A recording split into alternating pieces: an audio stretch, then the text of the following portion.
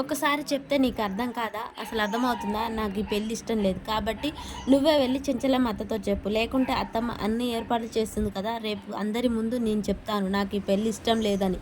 అర్థమవుతుందా? నీకల్లా నువ్వు వెళ్లి అత్తమ్మకి చెప్పు. లేకుంటే ఆ అబ్బాయికన్నా చెప్పు. అట్లయితే కొంచెం బెటర్ అవుతుంది. లేకుంటే అందరి ముందు నేను చెప్పడంతో అత్తమ్మ పరువు పోతుంది. నాకైతే ఈ పెళ్లి చేసుకోవడం ఏమాత్రం ఇష్టం లేదు అని చెప్పేసి చాముండి చెప్పడంతో సింధూర ఏం చేయలేక అక్కడి నుంచి వెళ్ళిపోతూ ఉంటుంది. ఏంటి చాముండి ఈ పెళ్లి నీకు ఇష్టం లేదా? అదేంటి సింధూర అని చెప్పమన్నావు అని చెప్పేసి రవిబాబు అడుగుతూ ఉంటాడు.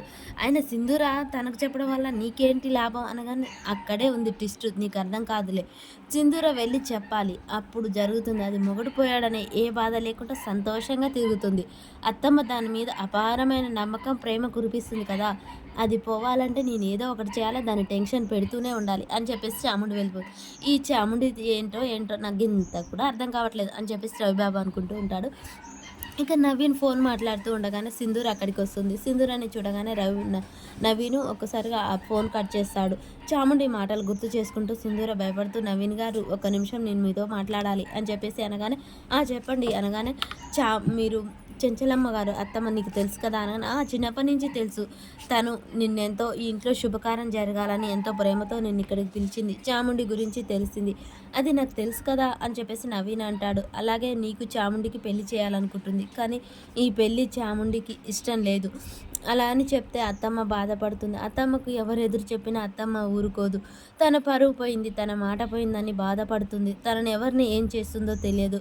కాబట్టి మీరే ఎలాగైనా అత్తమ్మతో నచ్చజెప్పాలి. ఈ శుభకార్యాన్ని ఆగకుండా చేయాలి. తన మనసు నొచ్చుకోకుండా చేయాలి అని చెప్పేసి సింధూర దండం పెడుతూ ఉంటుంది నవీన్‌కి. సరే, సరే నేను చూసుకుంటాను. ఈ శుభకార్యం ఆగదు. సరేనా? నేను చెంచలమ్మ గారికి అర్థమయ్యే విధంగా చెప్తాను. మీరేం బాధపడకండి అని చెప్పేసి నవీన్ అయితే అక్కడి నుంచి వెళ్ళిపోతాడు. మా అత్తమ్మ బాధపడకుండా మీరే చూడాలి అని సింధూర చెప్పడంతో నవీన్ ఆలోచించి సరే నేను మాట ఇస్తున్నాను. ఈ శుభకార్యం ఆగదు.